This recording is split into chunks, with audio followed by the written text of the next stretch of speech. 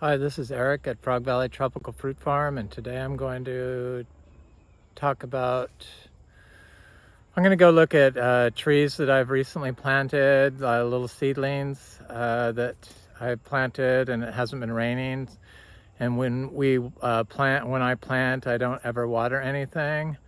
It's totally unnecessary. I'm going to talk about how that's possible.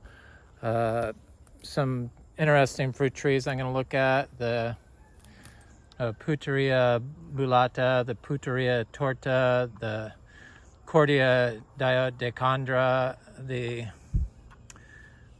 Garcinia gigantea amazonica, which I believe is Garcinia magnifolia, and Garcinia debico, which I believe is Garcinia macrophylla. I thought it may have been Platonia insignis, but I'm thinking it was probably more likely Garcinia macrophylla, which we have a big tree of. And I'm also going to look at some cacao seedlings that I've planted, because I planted a lot of those recently. In fact, I have a couple over here, and maybe some little coffee seedlings. This is my little bull Romy, so he's going to be a year old next month, and he's just a good little boy. Though he was a little stubborn leading this morning. Some days he's good, some days he's a little stubborn, like a little child. But he's ultra sweet. He never tries to do anything mean and aggressive. And he's going to mature at about 32 inches. And we use the miniature zebu for our farm fertility. So here's some cacao seedlings I recently planted. And you can tell it's not going under any drought stress. And there's one I planted previously right there. There's a little coffee seedling I planted right here. It's got new leaves on it. Never been watered, doesn't need water. But what does help it is all this biodiverse orchard floor that we have going on, the living orchard floor. You can see how dry it is here by looking at my mowed path. This is what happens when you mow. It exposes the sand when the plant doesn't completely cover it, and then it turns like rock hard, like wood.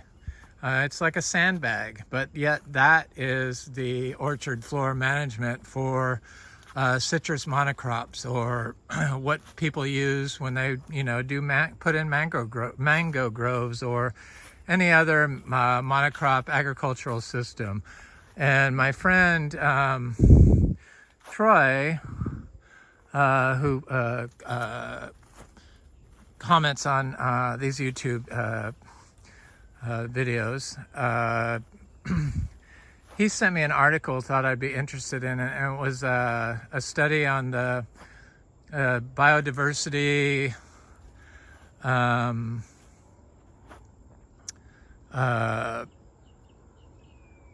keeps the soil warmer than if you don't have biodiversity. So it was a study, and they had a control without plants, and they had a control with monocrop, and then they had a control with biodiverse. I think it was 60 different species. And the biodiverse orchard floor generated more heat in the soil during times of abiotic stress, hot or cold, and the leaf texture the leaf size on the trees were bigger. Got bigger on the longer the management practice of diversity was kept in place. I'll do a link of the study. It was fascinating, and it kind of makes sense to me, because all these living roots in the ground, they hold water 8 times their weight in water, and so water, is an insulator. So the more roots you have above ground, the more plants you have above ground in height and diversity, the more water you're going to have above ground, and the more water you're going to have below ground. So it's able to buffer the soil better. I'm sure. It just seemed logical to me. I know that our soils are very warm. I got some Platonia insignis seeds, and they said they wanted them to be, you should keep them in 70 degrees, the soil 70 degrees. But I know that our groundwater temperature is always 72 degrees. So with this cover and where I plant them, every time I touch the soil when it's like in the 40s or lower, the soil is always warm. So I know that they're going to be just fine. I can't wait to see them grow, and they get huge, and the fruit is good. It's similar to Garcinia macrophylla in taste, which I find interesting, but it's something I want. It's something maybe I had from Garcinia debico, but I guess I didn't. I probably have Garcinia macrophylla or Garcinia debico, whatever it's called.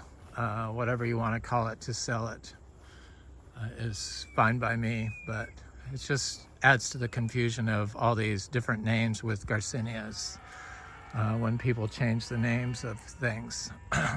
Sure, it's a good way to sell seeds, but it just confuses people, much like modern studies. So this whole problem with this form of agriculture is there just hasn't been historically a lot of studies published on agrosystems that use biodiverse natural systems to grow fruit trees, and especially in Florida, where they just told you outright that you can't grow organically here because there's no nutrients in the soil. Well, that's because of the management practice. There's plenty of nutrients in the soil if you have life in the soil from living roots.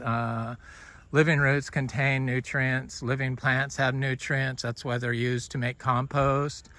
And when you have them in the soil, you have a nutrient-rich soil. And when you add compost or raw manures, then you get a biology in the soil, and it creates, in Florida on sand, it creates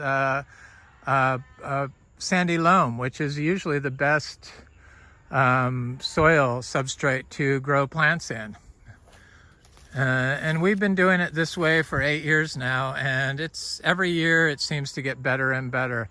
But the whole thing with studies and everything, they always do studies on compost, and they tell you don't use the fresh manures and blah, blah, blah, blah, blah. But if you apply that diversity logic to your soil, or your compost, and you have fresh manure and fresh weeds and fresh chopped up hay, because this is our compost. That was a daily manure for this mango. So when we clean out the barn, it's basically hay, urine, and feces from our zebus. There's about 20 pounds of manure in there, and it works really good, and I wait for it to break down completely. But most agrosystems would prefer that you use compost. But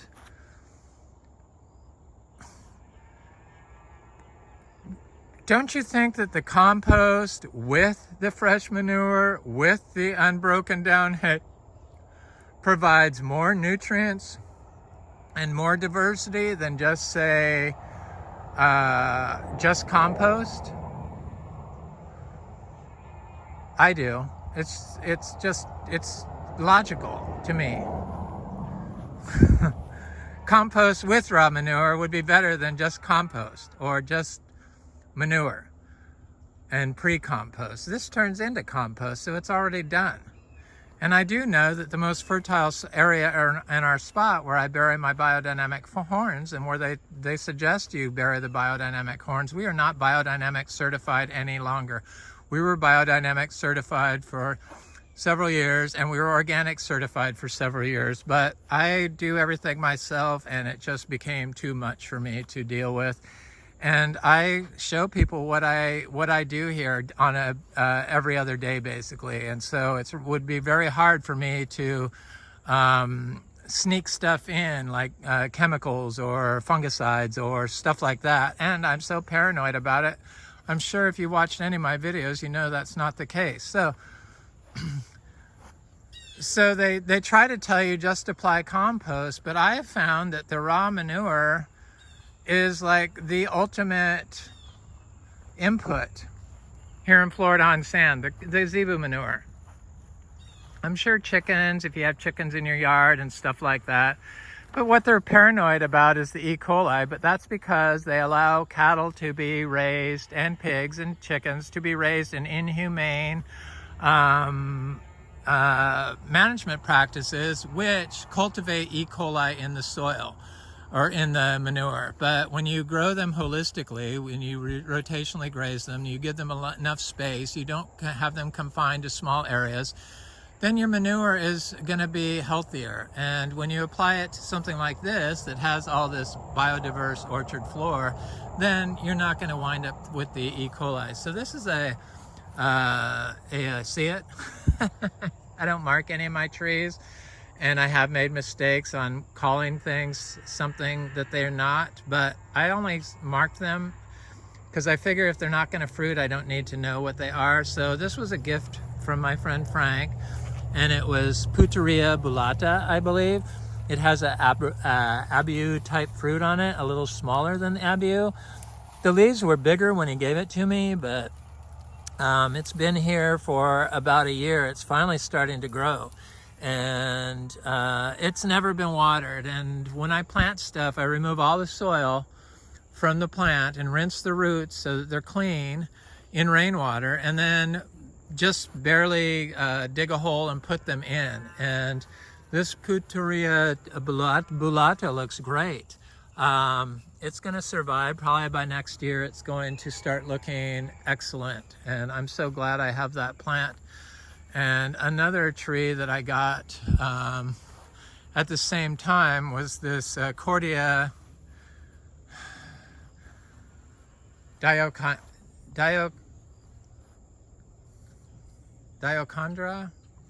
the zercote.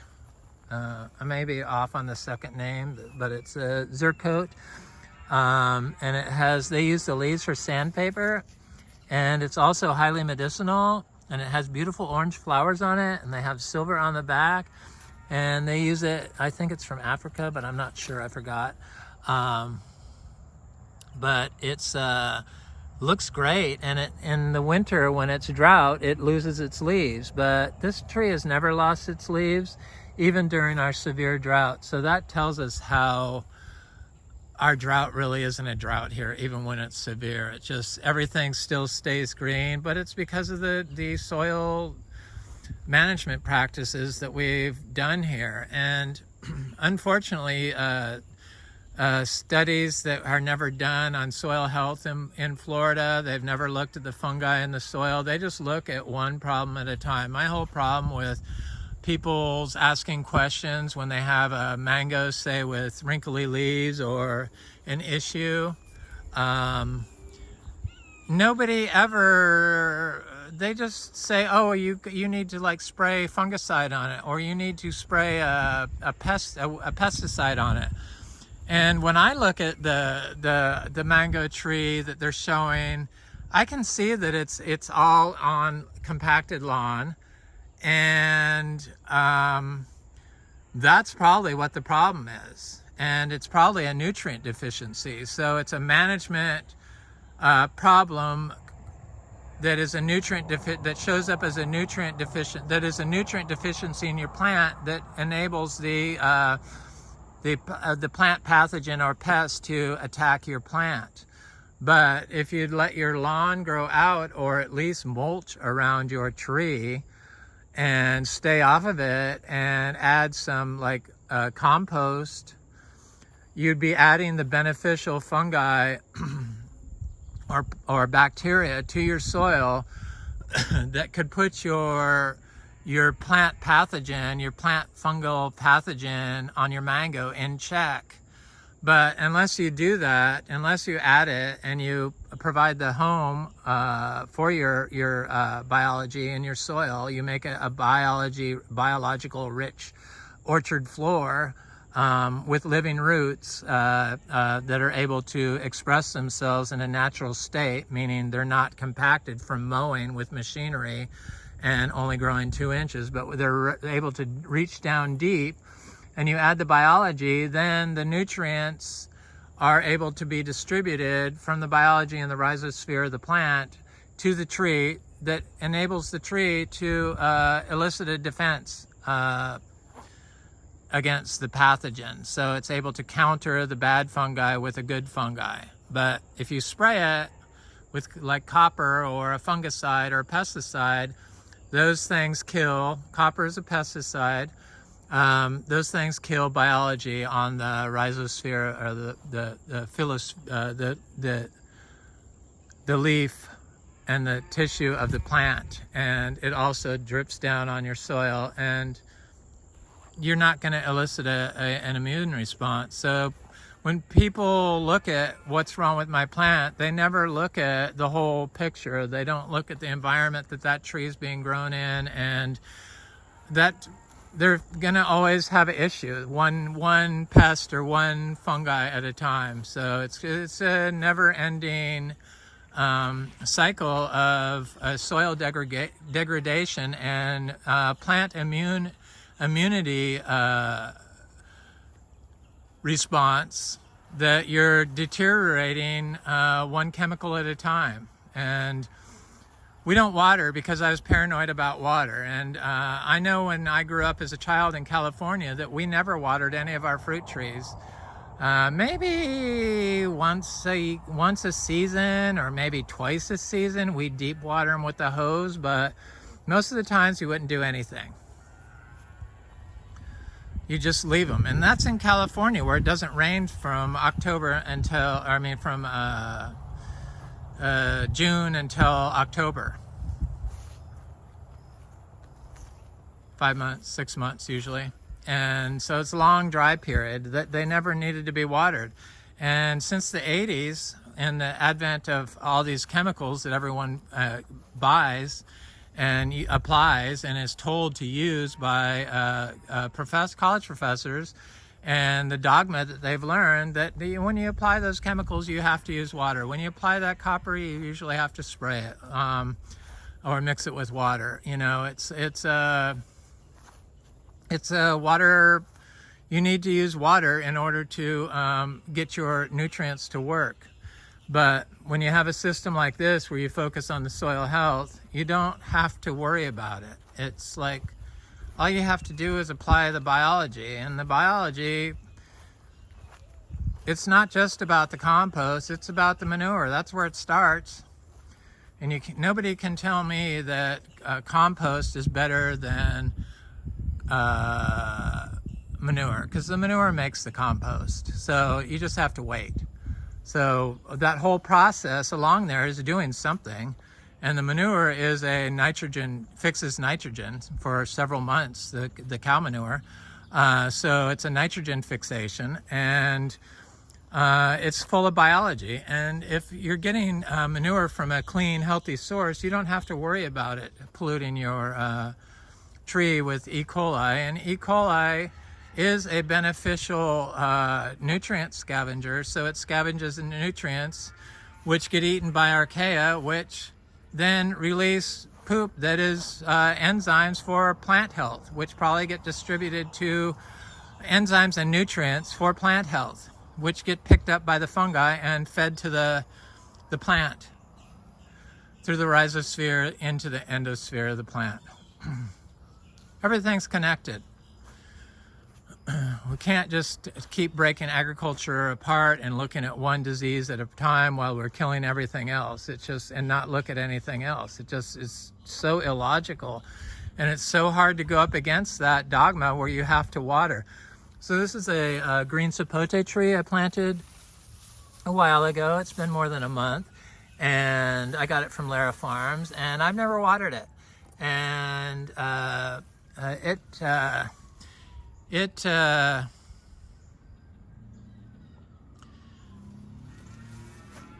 is doing fine, and Lara Farms plants seem to do quite well when I remove the soil from them and then rinse the roots in rainwater and then plant them into the weeds. The weeds do not compete with your tree. Humans compete with the tree. That's the problem. Here's a durian tree. looking good. Didn't seem to mind the cold weather we had. 2 days of cold. Well, cold to us, it's 50, so. There's a little cacao seedling. No problem whatsoever. Here's another durian. No problem from the drought whatsoever. Here's a little cacao. No problem. Here's a bunch of little cacao. Here's another coffee tree. There's a pulisan tree. Looks good. The whole thing with saying that trees need to be watered, when you have trees that are never watered, like this giant guanacaste tree, and these palm trees and the oak trees, and then you put an invasive species like this cacao tree in, which is an invasive species because it's foreign to this location. All these fruit trees are invasive species, potential to be horrible invasive species. They're like these Garcinia lindero trees. There's a little cacao. I found that the more plants that you can pack in close together, the better your plant's gonna do. It's kind of like an English garden that has all those plants that are like English borders with all the flowers, the different flowers, multiple different flowers. I mean, that just kind of shows that they all kind of get along. They're not growing a monocrop and singling out one plant and saying that plant needs water, but these plants don't need water. Yes, some plants require more water than other plants, but that's generally because there's no biology in the soil, or you don't have the right, or your plant was not started correctly, and it just can't survive. When I first started planting here, stuff did not do well. And it's taken a while to build up our soil, and applying nutrients and applying animal manures daily, every day, year round for the last 8 years. This is that needle flower tree. It has a edible fruit on it. It's a medicinal plant. It looks great, no problem. This is a thornless Davidson plum, a tree I bought from Alera Farms, and I was appalled by the small root ball on it. It was like this big on this big plant, and I thought, is this going to survive if I plant it here? Because it looks like it shows a little bit of stress because it just didn't have any roots on it. It must have been just taken out of the small pot, and it was also surrounded by peat moss. Peat moss you have to get off from around the roots, or I don't know, it buffers the roots from communicating with the doing excreting into the soil, directly into the soil to attract microbes that are going to provide the water, and probably because it's soaked in nitrogen fertilizers and fungicides and other pesticides that prevent the fungi from reaching the root. So it was hard to get most of the, in fact, I couldn't get all of the peat moss off the tiny little root ball without, or I would have destroyed the roots. So I soaked it in the rainwater for quite a while, and a lot of it came off, but some of it was left on there. But I thought I got enough off that would enable that tree to be able to communicate with the soil and get water delivered to it, which was the case because it's been in the ground for about a week now. And here's a little Puteria torta, and the rabbits got the top of it, but that is a new leaf right there, and you could see where it bit it right there. And this is Puteria torta subspecies glabra. I saw on TFF that people have issues with that. The chlorosis or chlorotic leaves, and we don't have any issues with it. That's been in the ground for a year. It would have been bigger, but the rabbits got part of it. I'm gonna go look at another one, and then I'm gonna go look at my people just fail to look at the soil for some reason. I just really don't understand why that is. They just, when you say you don't have to water trees, they look at you like you're crazy. But yet, how else are we able to do all this stuff? And it's not like we don't get any fruit on our trees. We get a lot of fruit. And I've found that application of the manure is better than the, my compost. It's a compost pile that goes through the whole process until it turns into compost.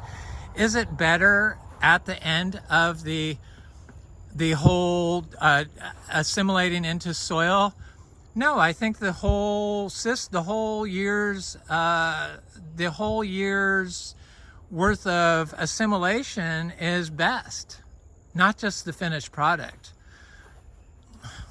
It just is illogical to me, and it's the same way with the plants competing with each other. So they remove all the plants from around a tree because they think it's going to compete for water and nutrients, but yet all those plants that are around the tree contain all the water and nutrients that are in the soil, in their rhizosphere, in their leaf tissue, due to the biology that it attracts, that are full of nutrients and are nutrient scavengers, and they're fungi, which are all full of nutrients and able to distribute those nutrients to the plant. But yet they want you to remove them because they say they're going to compete with the plant.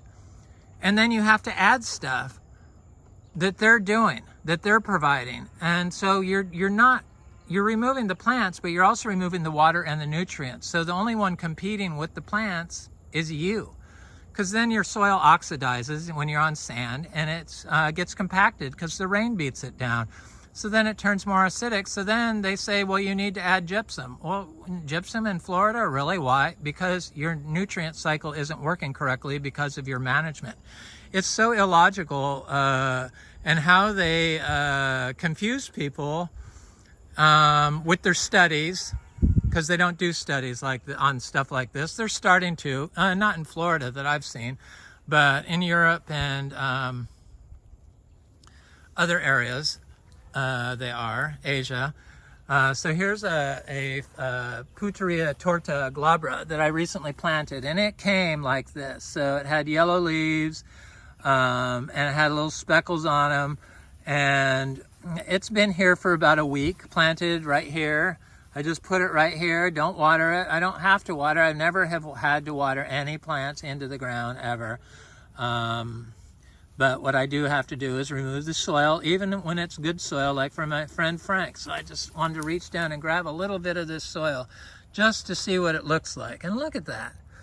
So this was all white sand when I moved here, compacted white sand, and you can clearly see the aggregation on the soil. And I'm going to take that one little, it's all heavily aggregated. I mean, it is. So try to get rid of this grass. I'm going to set this here, and then I'm going to show you what this is.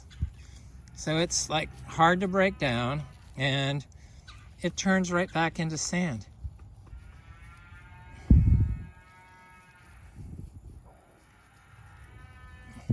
That's soil building, and see how it turns right, you can see all the sand in there. That's what you don't get soil aggregation when you mow. So that's what holds all the mineralized carbon in the ground. And when it rains, it goes into the turns into sandy loam, and then when it dries out, it reforms into aggregates. It's really amazing. So I'm going to go over here and I'm going to look at the couple of other trees that I have my rare aroids, and this is one that I'm really excited about. This is the Monstera leclerciana variegata. Look at how nice it looks. And the leaves get really long and they're highly fenestrated. They get like 3 to 5 feet. And it has excellent variegation. I have not had to water this plant at all. And it's in a pot, and I noticed that it's like spreading. It's got little leaves here. It's got some here. Here's one right here. I can see it's like moving over to that tree. Very excited about that. It's an exciting plant to me.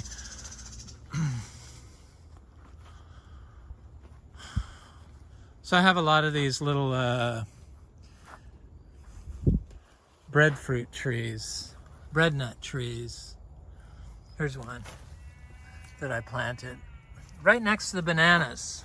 Bananas I found to be excellent nurseries for plants that have to deal with abiotic stress. So I was like a little confused sometimes on abiotic and biotic stress. So biotic stress is biology-induced stress, and like fungal pathogens and bacteria pathogens, and abiotic stress is like non-biological. So rain, even though rain is a biological, is triggered by biology, bacteria in the rain clouds, but it's non-biological. So heat, cold, pollution, stuff like that. I think I was wrong on how I defined that before, but I was like, why didn't I say that right? Abiotic and biotic. So biology, biotic, abiotic, antibiology. It's like, oh, look at this freaking Queen Anthurium. This is my Philodendron verrucosum that the rabbits got.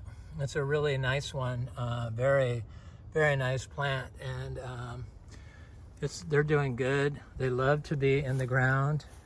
I'm waiting for these Anthurium regalis to pop out of their funk, since I recently put them in the ground, but they're getting there. So I have a little petali tree, and the leaves finally looking good. Originally it looked like that, but this one's greened up well, and I see a new leaf coming out on this little tree during times of drought and cold, and it didn't seem to mind. But I also have a little cacao there, and I'm gonna step in here because I have a meringue tree right here that looks good. Didn't seem to mind the cold. And there's a Monstera deliciosa. I have these licula palms everywhere. I love these things. They're very water-loving palms, but they're one of my favorite palms. I had a joey palm, but the creatures decided to dig it up, and I didn't notice it in time. So here's another bread nut tree. Bread nut. And they don't seem to mind the cool weather here, and that's, I guess, how we're able to fruit cacao, because we focus on the soil health and not look for an enemy in the garden, when probably the biggest enemy is looking at you in the mirror for your plant health and plant competition. So here's that. Here's a little lindero, Garcinia lindero. It looks great. It hasn't been in the ground that long, and here's one also. No, this might, yeah, this could be a, I think it's a lindero. I don't know. Like I said, I don't mark them, but I recently planted here's my Garcinia mangostana. Soil doesn't bother them. You have to have the plant roots in the ground in order to buffer the pH. That's what it is. And it's not the mowed lawn grass roots. It's the long, undisturbed soil grass roots. Because carbon buffers pH, and it keeps the pH in the optimal range, and it also attracts the microbiology so that your plant can signal to the rhizosphere that it needs help. And that can change the pH to the optimal range for that particular plant in the rhizosphere. Everything is connected, even us. But I found that humans are probably the biggest detriment to growing plants. This is the Monstera amazonica magnifolia, and it looks really good. And it's never been watered. I planted it, I did a video of it last week, or, it hasn't been that long, but recently, and I planted my Platonia insignis near this stake where I planted a lucula palm so I could keep track of it. Look at how nice that looks. They're very water-loving palms, but I did it with removing the soil like I do on everything, and that's the key, I believe. Don't put the soil, do a bare root planting. This is a Garcinia dulcis. I love how it has red around the leaves, where the leaves formed attached to the trunk. And then over here was this Garcinia. I thought it was a Platonia insignis. I see new leaves on it already, just since I planted it. They did not have those extra set of leaves on it, but this is the one they called Debico, which I believe is Garcinia macrophylla. And the soil here again is like very aggregated and nice also. It's just, that's what we have here now. Nice aggregated soil. I see aggregation even on the mowed parts of the lawn. I'm going to go look at the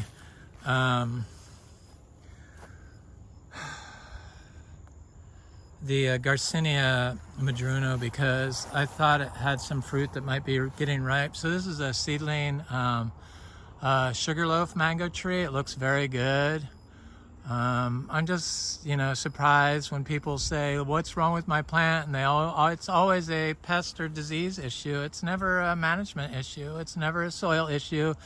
It's never a biology issue, but yet it's definitely caused by nutrients, your manifestation of pests and disease, nutrient deficiency caused by management practices. Definitely, because the management for soil biology would buffer the bad pathogen, and no need to apply poisons to grow food. Just, it's so illogical. Here's another breadnut tree. My friend Troy that sent me that article on biodiversity, plant biodiversity increases temperature of the soil during abiotic stress. So during times of cold weather, the soil is warmer. He commented saying he couldn't believe how green our ginger is. Yeah, I've had recent graduates from University of Florida come by here who were in the organic program, and they say they were told that you could not grow ginger without watering it in Florida. Yeah, if you don't look at the soil and you only focus on compost, and you don't look at the whole process between fresh and composted as a good thing, and you only think that you know what to apply, then probably you couldn't do it. You have to look at everything, and the biggest thing is staying off the soil. That's the biggest thing. It's hard to do, especially if you have all these little trees, like this little cacao, this little breadnut, and this breadnut, and this is an oil nut tree, and then this is a Garcinia lindero, and then this is an egg fruit tree, and then this is a citrus tree, and it's like that throughout this whole property. But if you mark all of them and then you keep going in there and disturbing the soil, it just disturbs and crushes the biology that's in the soil that's needed to